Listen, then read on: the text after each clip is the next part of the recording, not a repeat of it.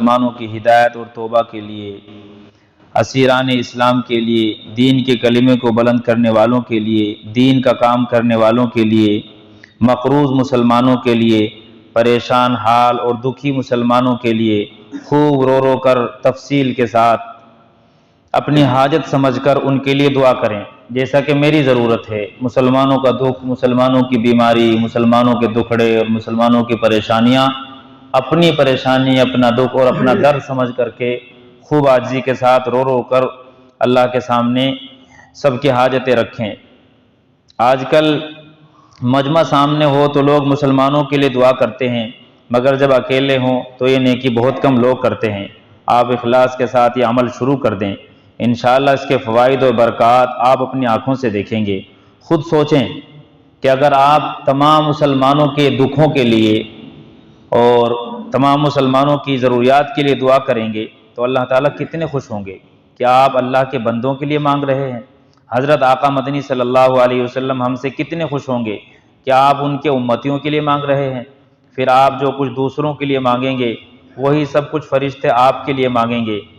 جب آدمی دوسروں کے لیے دعا مانگتا ہے تو فرشتے اس کے لیے دعا کرتے ہیں کہ اللہ اس کو بھی یہی دے دے۔ آپ نے کہا کہ اللہ مسلمانوں کے دکھ دور کر دے تو فرشتے کہتے ہیں اللہ اس کے دکھ دور کر دے۔ آپ نے کہا اللہ مسلمانوں کی پریشانی، الجھنیں دور کر دے تو وہی دعا فرشتے آپ کو دیتے ہیں۔ اور پھر جب آپ دوسروں کے لیے دعا، استغفار اور ہمدردی کا یہ عمل جاری رکھیں گے تو آپ امت کے لیے مفید اور کام کے آدمی بن جائیں گے، اور آپ کے دل میں مسلمانوں کے لیے ہمدردی، محبت اور احترام کے جذبات پیدا ہوں گے، اور آپ کا دل حسد، بغض اور کینے سے پاک ہو جائے گا۔ ارے بھائیو، ہم جیسے بیکار لوگ جو کسی کے کچھ کام نہیں آ سکتے، وہ مسلمانوں کے اتنے تو کام آ جائیں کہ ان کے لیے مستقل دعائیں کرتے رہیں، استغفار کرتے رہیں، اور دعا آپ سب جانتے ہیں کہ ضائع نہیں ہوتی۔ دوسرا کام، رمضان المبارک میں ہم یہ کریں کہ ہمارے مال سے زیادہ لقمے مسلمانوں کے منہ میں جائیں۔ ارے بھائیو، سب کو اللہ تعالیٰ کھلاتے اور پلاتے ہیں، کوئی کسی کا رازق نہیں، سب کے رازق اللہ تعالیٰ ہیں، مگر جو لوگ مخلوق کے لیے کھانے کا انتظام کرتے ہیں وہ اللہ تعالیٰ کو بہت پیارے ہوتے ہیں۔ ہر وقت اپنا منہ اور پیٹ بھرنے کی فکر نہیں کرنی چاہیے، بلکہ یہ فکر کہ میرے ذریعے سے کتنے مسلمانوں کے منہ میں تر لقمہ اور ان کے معدے میں اچھا کھانا پہنچ سکتا ہے۔ یہ ایک ایسا عمل ہے جو اللہ تعالیٰ کے غصے اور غضب کو ٹھنڈا کرتا ہے اور بڑے بڑے گناہوں کی معافی کا ذریعہ بنتا ہے۔ یہ ایسا عمل ہے اللہ کے بندوں کو کھلانا جس کی فضیلت میں قرآن مجید کی آیات اتری ہیں، ایک نہیں کئی آیات۔ عرب کہتے ہیں لقمے کھلاؤ اور قدرت کے انتقام سے بچو، یعنی جو لوگ اللہ کے بندوں کو کھلاتے ہیں تو اللہ تبارک و تعالیٰ کی جانب سے انتقام سے اور اللہ کے غصے سے بچ جاتے ہیں۔ یعنی لقمے انسان کو نقمہ سے بچاتا ہے، مگر یہ سب کچھ دل کی خوشی سے ہو، سامنے والے کے احترام کے ساتھ ہو، اور کسی پر نہ احسان جتایا جائے اور نہ اسے اپنا احسان سمجھا جائے۔ تیسرا کام اور سب سے اہم کام یہ ہے کہ ہم رمضان المبارک میں تقوی حاصل کریں۔ رمضان المبارک کے روزے آتے ہی اس لیے ہیں کہ ہم متقی بنیں۔ رسول اللہ صلی اللہ علیہ وسلم نے ارشاد فرمایا، رمضان المبارک تم پر آ چکا، یہ برکت والا مہینہ، اس میں اللہ تعالیٰ تمہیں ڈھانپ لیتے ہیں، پس رحمت نازل ہوتی ہے اور خطائیں معاف کی جاتی ہیں، اور اس میں دعائیں قبول ہوتی ہیں۔ اس مہینے میں نیکیوں میں تمہارے مقابلے کو اللہ تعالیٰ دیکھتے ہیں، پس اللہ تعالیٰ کو اپنی طرف سے اچھے اعمال دکھاؤ۔ بے شک شقی یعنی بڑا بد نصیب وہ شخص ہے جو اس مہینے میں اللہ تعالیٰ کی رحمت سے محروم ہو جائے۔ تقوی جنت کا اور ایمان کا سب سے اونچا درجہ ہے۔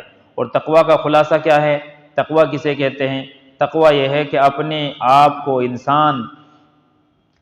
نفس کو انسان پہچان لے اور اس کی اصلاح کی فکر کرے اور گناہوں سے بچے۔ حضرت میمون ابن مہران رحم اللہ سے روایت ہے کہ کوئی شخص اس وقت تک متقی نہیں ہو سکتا جب تک اپنے نفس کا سخت محاسبہ نہ کرتا رہے، جیسے کہ کوئی اپنے شریک کا محاسبہ کرتا ہے، اپنے ساجی کا محاسبہ کرتا ہے، شرکت میں کام کرتا ہے تو اس پر کیسا چوکنا رہتا ہے، تو نفس پہ ایسے ہی چوکنا رہنا، کسی گناہ کی طرف نہ آنکھ اٹھے، نہ ہاتھ اٹھے، نہ کان چلے، نہ زبان چلے، تو اپنے نفس کا کڑا محاسبہ کرنا یہ تقویٰ کہلاتا ہے۔ نفس کا محاسبہ کرتا رہے تاکہ جان لے کہ میرا کھانا حلال ہے یا حرام، میرا پہننا حلال ہے یا حرام، اور میری زندگی کا ہر کام جس شعبے میں بھی زندگی کے ہے اس ہر کام کا جائزہ لے لے کہ میرا کام یہ حلال ہے یا حرام۔ اللہ ہم سب کو توفیق نصیب فرمائے۔ اللہم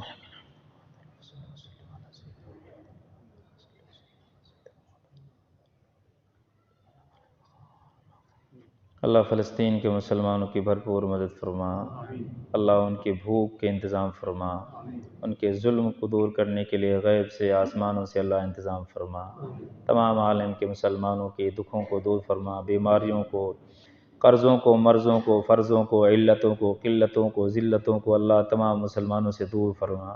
اللہ اس رمضان کو مسلمانوں کے لیے مبارک، برکتوں والا، عزتوں والا، سربندیوں والا، فتح و نصرت والا رمضان بنا، عزتوں والا رمضان بنا۔ اپنے حبیب صلی اللہ علیہ وسلم کے صدقے میں ہم سب کو اس رمضان میں معاف فرما، پوری ملت کو معاف فرما، پوری امت کو معاف فرما، اللہ مغفرت کا انعام نصیب فرما، آمین یا رب العالمین۔